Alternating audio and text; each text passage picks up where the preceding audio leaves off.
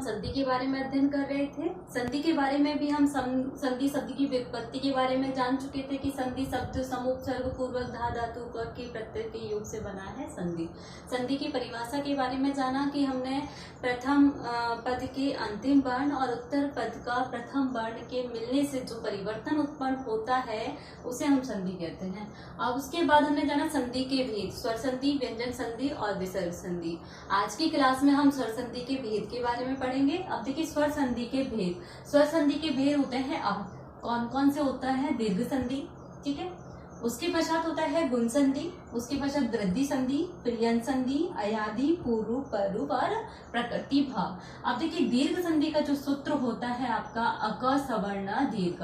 कई बार आपके क्या है डायरेक्ट सूत्र पूछ ले जाते हैं कि ये कौन सी संधि का सूत्र है। अब देखिए दीर्घ संधि का सूत्र होता है अक सवर्ण दीर्घ, केवल आपको याद रखना है माइंड में। गुण संधि सूत्र होता है आद गुण, क्या होता है, आद गुण। वृद्धि संधि सूत्र होता है वृद्धि रेची, क्या होता है, वृद्धि रेची। यन संधि सूत्र होता है इको यंची, क्या होता है, इको यंची। अयादि संधि सूत्र होता है एचो अयवा याव, एचो अयवा याव। पूर्वरूप संधि एंग पदांता दति, पररूप संधि एंगी पररूपम। और प्रकृति भाव जो संधि होती है उसके एग्जाम्पल आपके कोई परिवर्तन नहीं होता, यथावत ही लिखे जाते हैं। जब हम अध्ययन करेंगे एक एक करके तो जानेंगे कि इन संधि के अंतर्गत है क्या। एक बार पुनः देख लीजिए। दीर्घ संधि सूत्र होता है अक सवर्ण, गुण संधि सूत्र होता है आदगुण, वृद्धि संधि सूत्र होता है वृद्धि रेची, उसके पश्चात यन संधि सूत्र होता है इको यंची। अयादि संधि इसका सूत्र होता है एचो अयवा याव, एचो अयवा याव। उसके पश्चात पूर्वरूप संधि एंग पदांता दति, सूत्र होता है एंग पदांता दति। पररूप संधि का होता है एंगी पररूपम। और प्रकृति भाव जो संधि होती है इसके एग्जाम्पल यथावत होते हैं, इसका कोई सूत्र नहीं होता है। अब देखिए सबसे पहले हम दीर्घ संधि के बारे में अध्ययन करेंगे आज की क्लास में, और गुण संधि के बारे में जानेंगे कि ये संधि के नियम क्या होते हैं और किस तरीके से परिवर्तन रूप बनते हैं। हाँ देखिए दीर्घ संधि, ध्यान से देखना है आपको। अक सवर्ण दीर्घ, अक का मतलब होता है जो वर्ण होते हैं उन्हीं का ही क्या होता है, दीर्घ हो जाता है। अक के अंदर आपके ये वर्ण आते हैं ए ई उ ऋषि, ठीक है। इसके पश्चात इन्हीं का चाहे दीर्घ हो चाहे लघु हो, लेकिन रूप क्या बनेगा, इन सब का दीर्घ हो जाएगा। वो किस तरीके से होगा, देखिए अ धन अ या आ, ठीक है, उसके बाद में ए या आ आएगा तो रूप बनेगा आपका आ। क्या परिवर्तन होगा, आ। मैंने आपको जैसे बताया था पूर्व पद का अंतिम वर्ण, और देखिए पूर्व पद का अंतिम वर्ण क्या कहलाएगा, ये, और उत्तर पद का प्रथम वर्ण क्या कहलाएगा, ये। तो इन दोनों के स्थान पर क्या परिवर्तन होगा, दीर्घ ही हो जाएगा। क्या परिवर्तन होगा, दीर्घ होगा। जो वर्ण यहाँ आएगा वो वर्ण यहाँ आएगा, चाहे वो लघु हो या दीर्घ हो, लेकिन इन दोनों के स्थान पर क्या होगा, दीर्घ ही होगा। जिस प्रकार देखिए यहाँ पर लिखा है ए या आ हो, उसके पश्चात क्या हो, ए या आ हो, लेकिन रूप क्या बनेगा, दीर्घ ही बनेगा। देखिए किस तरीके से बनेगा, मुर धन आरी आरी। अब देखिए मुर र में क्या है, ए है आपका, क्या है, ए, और यहाँ पर क्या है, ए है, ठीक है। अब दोनों का जो बनेगा रूप वो आ बनेगा। रूप क्या बना, देखिए मुरारी, र में आ बना है, मुरारी, क्या बना, मुरारी। एक बार पुनः देखिए यहाँ पर कोई भी वर्ण हो, चाहे आ जाए प्रारंभ में चाहे ए आ जाए उसके पश्चात, तो भी रूप क्या बनेगा, आ बनेगा। जिस तरीके से मूर्धन आरी मुरारी, क्या बना, मुरारी।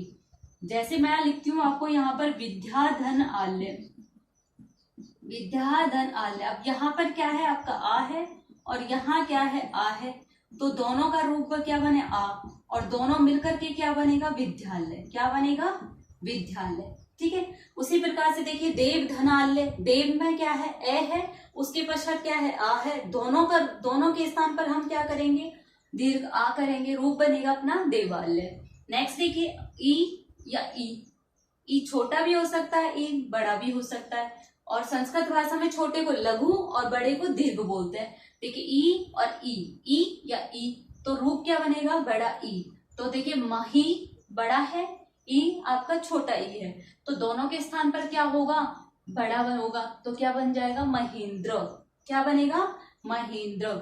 उसी प्रकार से देखिए ऊ हो या ऊ, छोटा हो या बड़ा हो, उसके पश्चात छोटा हो या बड़ा हो कोई सा भी आ सकता है, तो उनके स्थान पर क्या बनेगा, बड़ा ऊ यानी कि दीर्घ ऊ बनेगा।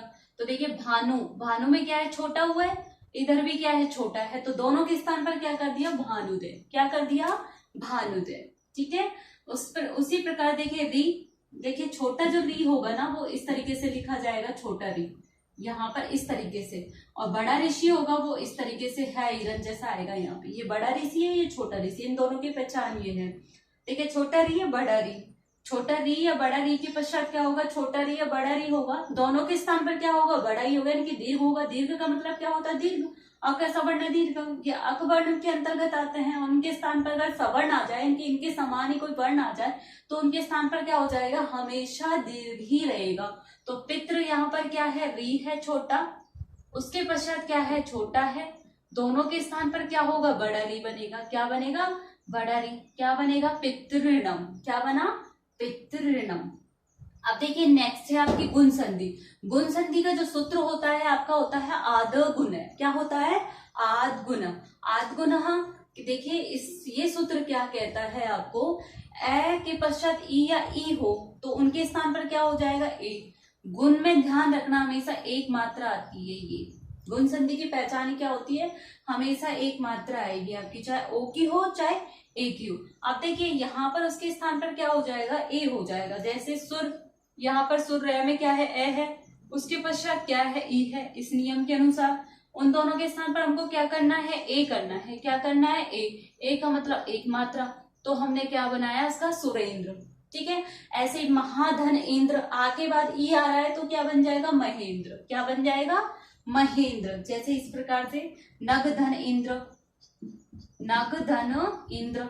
अब देखिए यहाँ पर ए है और यहाँ पर ई है, दोनों के स्थान पर क्या करेंगे, ए करेंगे। क्या बना, नगेंद्र। क्या बना, नगेंद्र।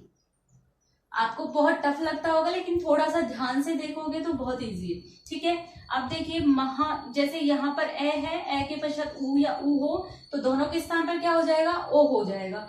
महाधन उत्सव, यहाँ पर आ है और उसके पश्चात क्या है, ऊ है, तो दोनों के स्थान पर क्या होना है, ओ होना है, महोत्सव। ठीक है, क्या हो जाएगा, महोत्सव। गणेश उत्सव, गणेश धन उत्सव, गणेशोत्सव। गणेश में श्याम ए है और वहां पर ऊ है तो क्या हो जाएगा, गणेशव। तो इसी प्रकार से हमको ऐसे करना है। अब देखिए अधन, आ के पश्चात री हो तो उन दोनों के स्थान पर क्या हो जाएगा, अर हो जाएगा। जैसे महाधन ऋषि, यहाँ पर क्या है, आ और यहाँ पर क्या है, री, तो महर्षि, अर यहाँ पर लग गया ऊपर, क्या बन गया, और जैसे मैंने यहाँ पे लिखा सप्त धन ऋषि, ध्यान से देखना है यहाँ पे, सप्त धन ऋषि। अब यहाँ पर क्या है, ए है और यहाँ पर क्या है, री, दोनों के स्थान पर हमको क्या करना है, अर करना है। रूप क्या बनेगा अपना, सप्त ऋषि। क्या बनेगा, सप्त ऋषि। ऊपर चले जाएगा इस तरीके से, सप्त ऋषि। अब देखिए यहाँ पर ए है और यहाँ लिरी है और यहाँ अल है आपका। देखिए अ के पश्चात लिरी आएगा तो क्या बनेगा, अल बन जाएगा। जैसे तब में क्या है, ए है और यहाँ पर क्या है, लिरी है, तो दोनों के स्थान पर क्या करना है, अल करना है। रूप क्या बनेगा, तब लकार। अल यहाँ पर ले हलंत है तो यहाँ पर आधा आएगा, तब लकार। ठीक है, समझ में आ गया आपको। देखिए दीर्घ संधि में क्या होगा, हमेशा अपने ही वर्ण का दीर्घ हो जाएगा, चाहे वो ए का के पश्चात आ हो तो वो आ हो जाएगा, ई या ई के पश्चात ई तो दीर्घ ई हो जाएगा, ऊ या ऊ के पश्चात ऊ दीर्घ ऊ हो जाएगा। ठीक है, इसी प्रकार से री और री के पश्चात क्या हो जाएगा, दीर्घ री। गुण संधि में क्या होता है, ए के पश्चात ई हो तो ए हो जाएगा, ए के पश्चात ऊ हो तो ओ हो जाएगा, और ए के पश्चात ली हो तो अल हो जाएगा। इसी प्रकार से आपके रूप बनेंगे और इनको आपको ये नियम को ध्यान में रखना है। सूत्र को बस एक बार आपको माइंड में रखना है, कई बार आ जाता है एग्जाम्पल में। देखिए दीर्घ संधि सूत्र अक सवर्ण दीर्घ, एक एक 2-3 नंबर का 3 नंबर का आता है इसमें से। ठीक है, ऑप्शन में ब्रैकेट में पूछा जाता है, वस्तुनिष्ठ प्रकार के प्रश्नों में दीर्घ संधि का सूत्र कौन सा है पूछ लिया जाता है, इसलिए इनको थोड़ा ध्यान में रखना। दीर्घ संधि का अक सवर्ण दीर्घ, बार बार रिवाइज करोगे आराम से याद हो जाएगा। गुण संधि आद गुणम, वृद्धि संधि वृद्धि रेची, यन संधि इको यंची, अयादि संधि एचो अयवा याव, पूर्वरूप संधि एंग पदांता दति, पररूप संधि एंगी पररूपम। और प्रकृति भाव आपकी संधि इतनी इंपॉर्टेंट नहीं है, लेकिन इसके बारे में भी हम थोड़ी जानकारी आपको दे देंगे। ठीक है, आज हमने जाना दीर्घ संधि और गुण संधि के बारे में, कल की क्लास में पढ़ेंगे वृद्धि और यन संधि और अयादि संधि के बारे में। ठीक है, थैंक यू।